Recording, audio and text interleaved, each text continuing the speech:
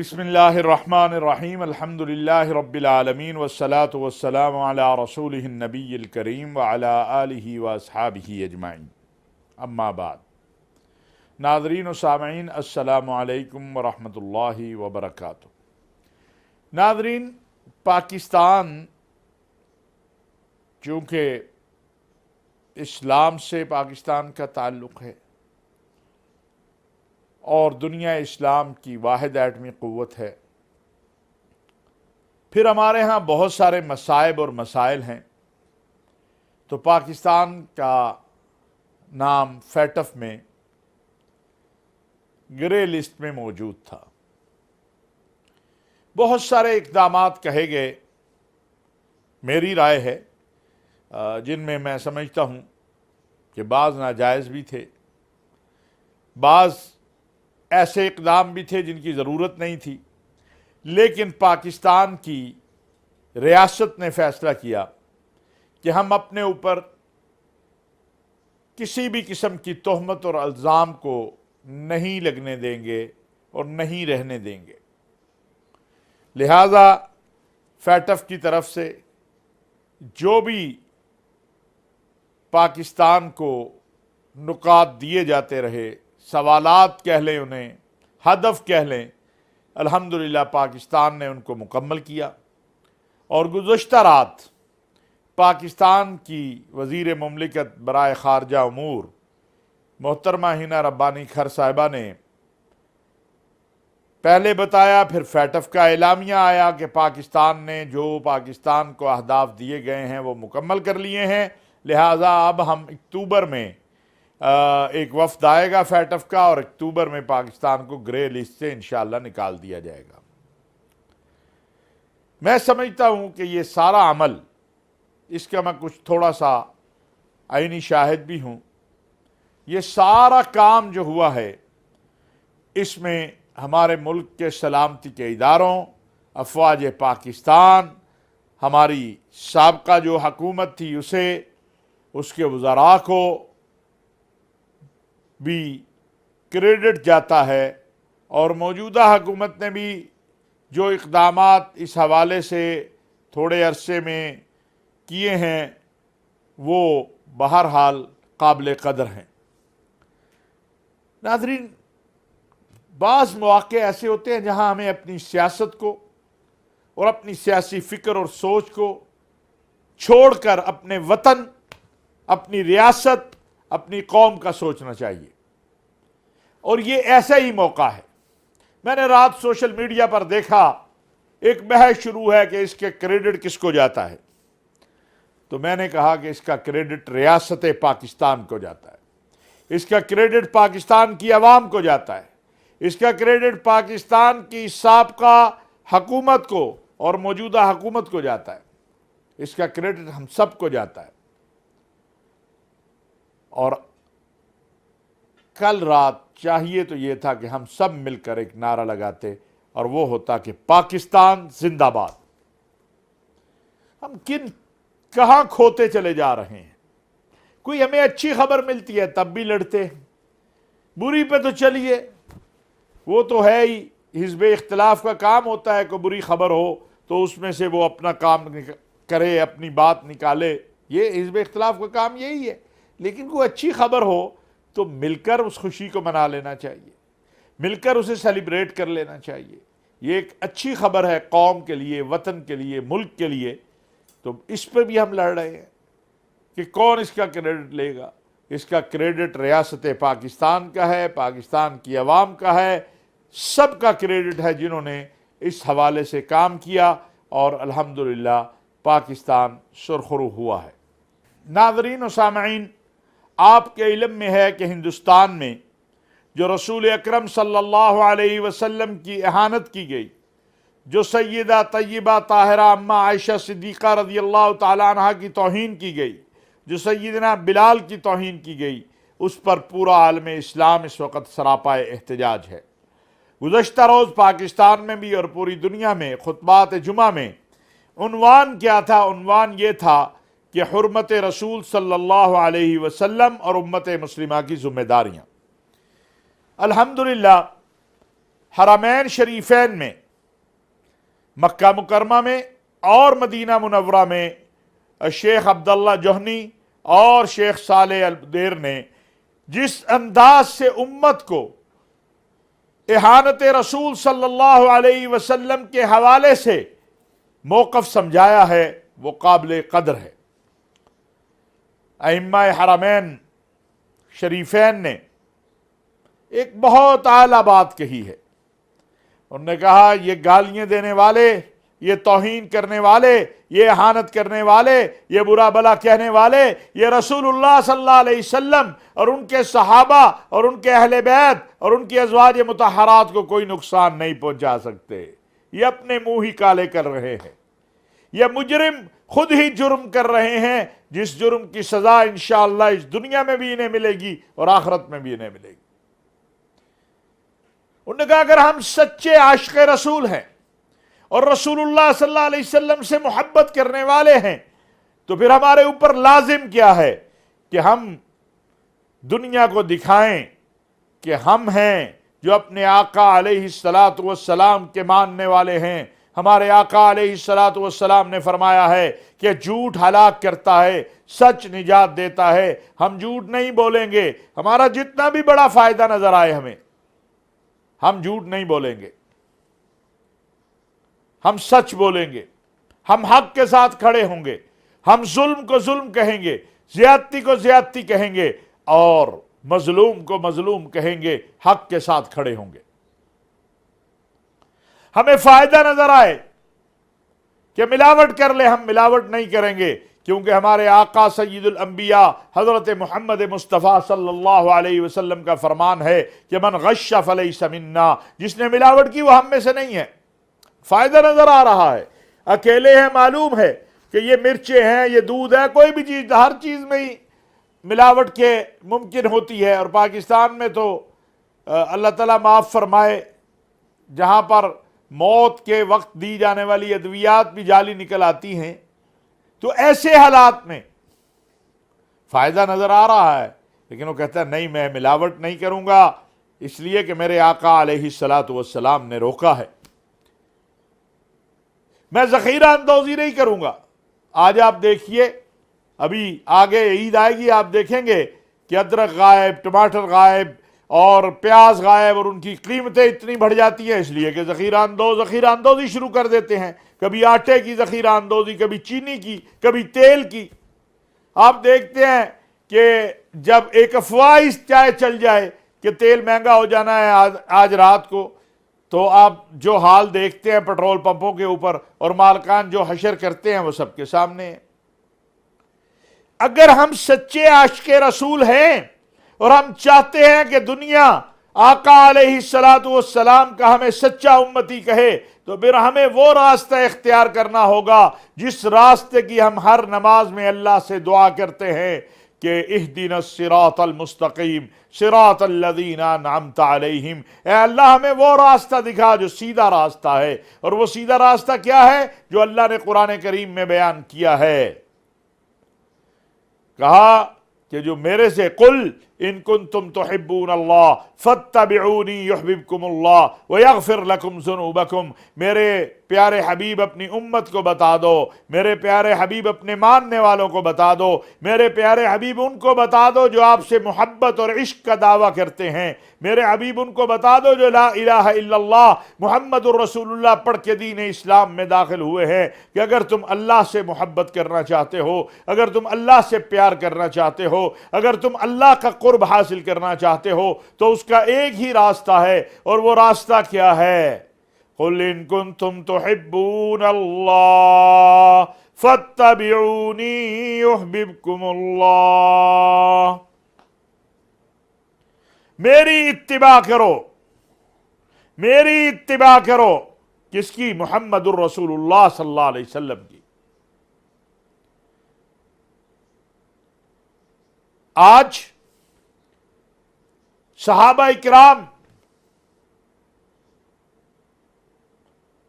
اور اہل بیت،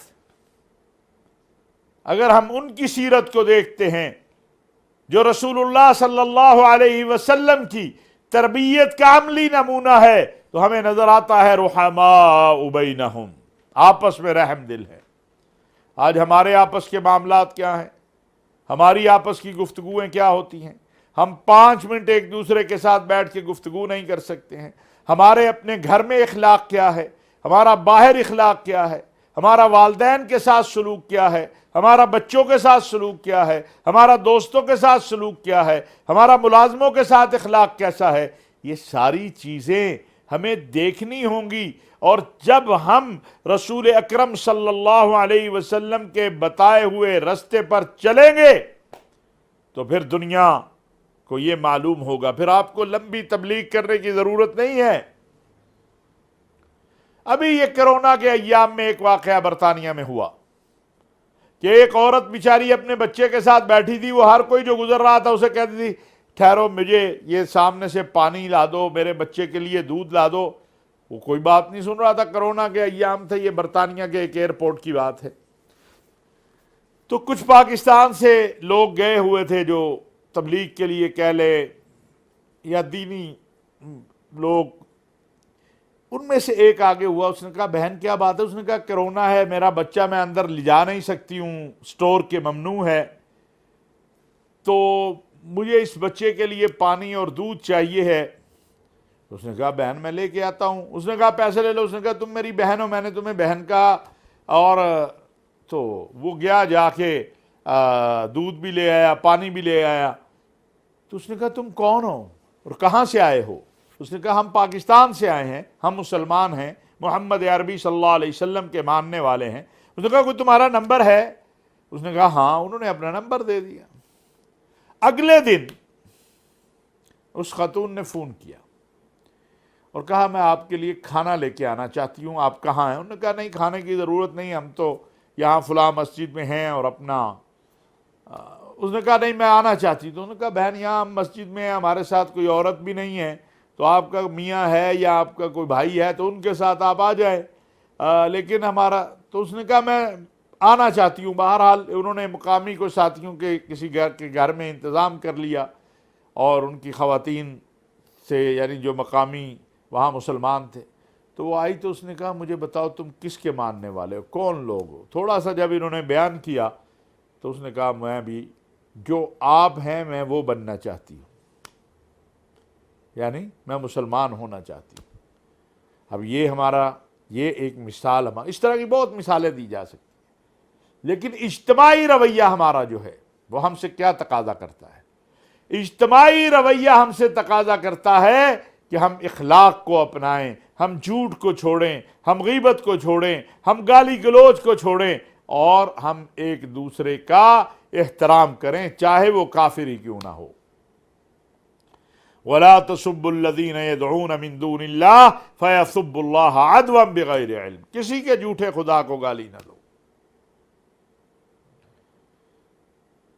ہمیں محمد الرسول اللہ، یہی امام صاحب نے کہا کہ میں تمہیں دعوت دیتا ہوں کہ آؤ، دنیا کو اگر جواب دینا ہے تو وہ جواب یہ ہے کہ محمد الرسول اللہ صلی اللہ علیہ وسلم کے بتائے ہوئے راستے پر چلیں، بتائے ہوئے راستے کو اپنائیں، اور اللہ کے نبی صلی اللہ علیہ وسلم کے راستے کو اپنا لیں۔ ہم اب ہمارے حالات ہمارے سامنے ہیں، میں اس پہ کوئی زیادہ بات نہیں کرنا چاہتا۔ ہمیں پہلے اپنی اصلاح کرنی ہے اور پھر دوسرے کی اصلاح کی فکر کرنی ہے۔ یہی قرآن کریم نے ہمیں بتایا ہے، کنتم خیر امۃ اخرجت للناس تأمرون بالمعروف وتنہون عن المنکر، اچھائی کا حکم دینا ہے، برائی سے روکنا ہے۔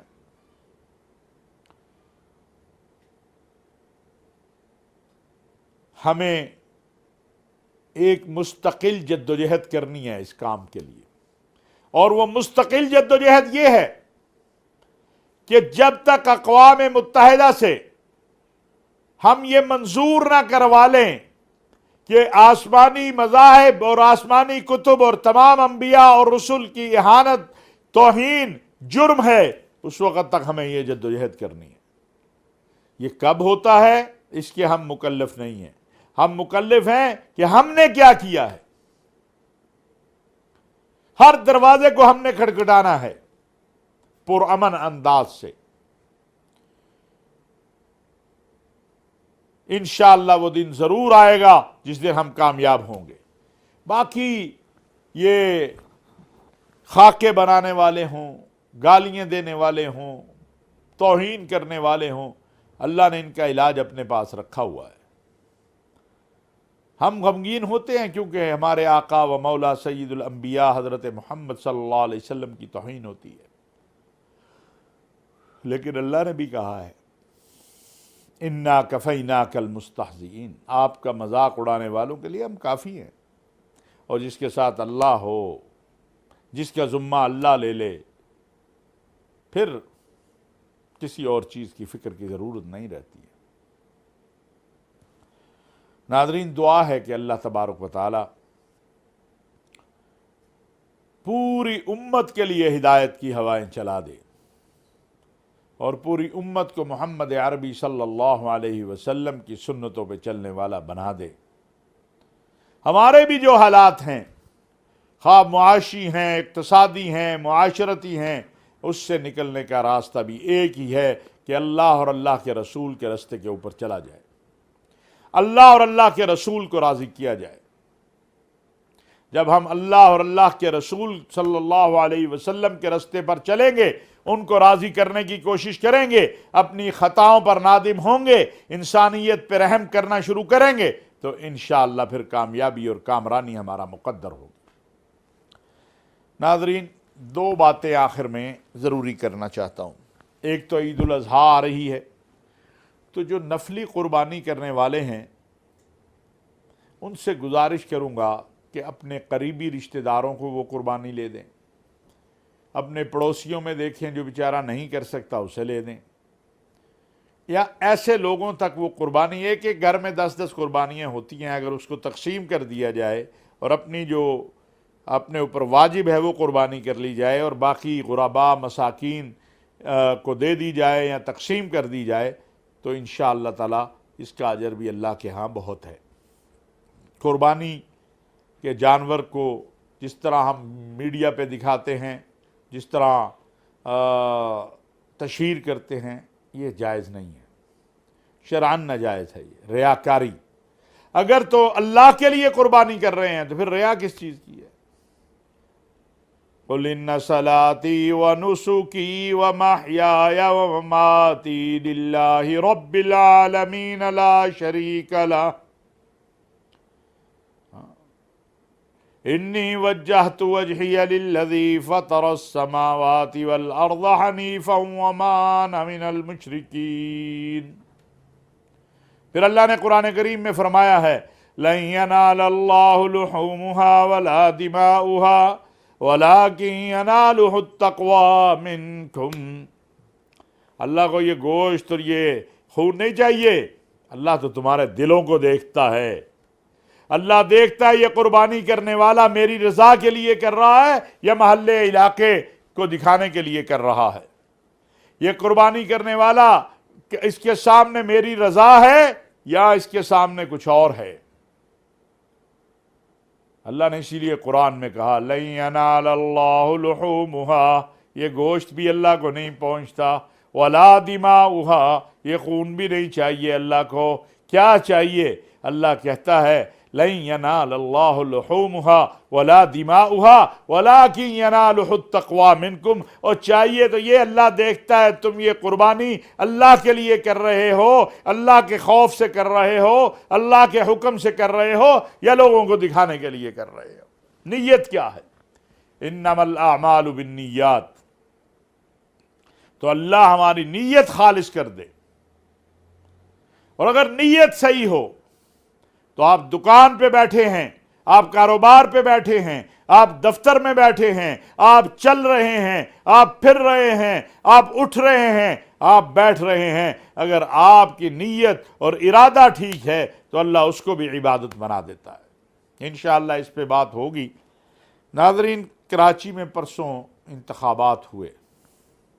بہت افسوسناک یہ صورتحال ہے کہ وہاں جس طرح آپس میں مختلف سیاسی جماعتوں کے کارکنوں کا ٹکراؤ ہوا، وہ نہیں ہونا چاہیے تھا۔